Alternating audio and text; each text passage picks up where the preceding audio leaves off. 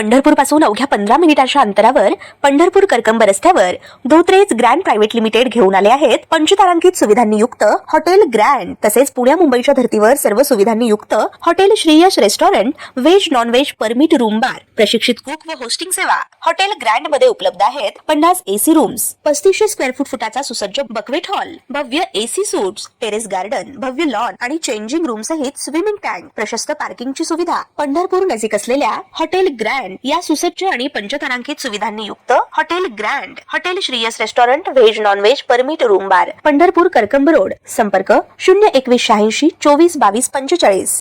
ताज्या घडामोडी पाहण्यासाठी आमच्या YouTube चॅनलवरील PVR म्हणजेच पंढरी वार्ता या न्यूजला सबस्क्राइब करा आणि शेजारील बेल आयकॉनवर क्लिक करा।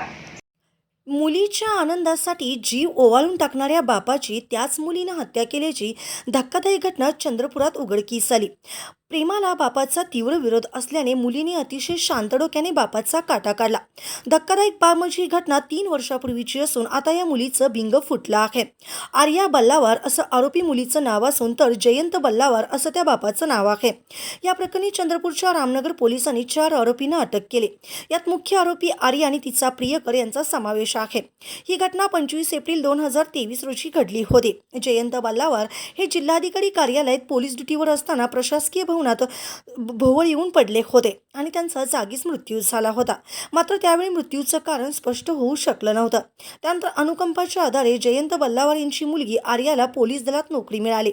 आर्या व तिचा प्रियकर यांनी अतिशय शांत डोक्याने हत्येचा कट रचला होता।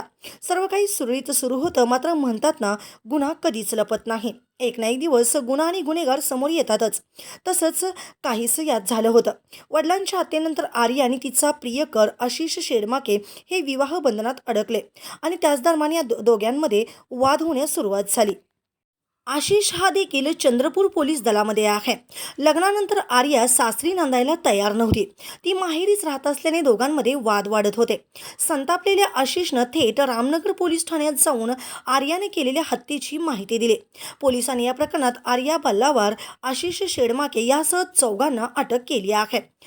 पोलिसांनी दिलेल्या माहितीनुसार जयंत बल्लावार यांना आर्याचा प्रियकर आशिष हा अजिबात पसंत नव्हता। त्यामुळे त्यांचा प्रेमाला तीव्र विरोध होता। वडील आपल्या प्रेमाला कधीच मान्यता देणार नाहीत असा आर्या आणि आशिष यांचा समज झाला होता। या दोघांनी अतिशय शांतपणे कट रचला।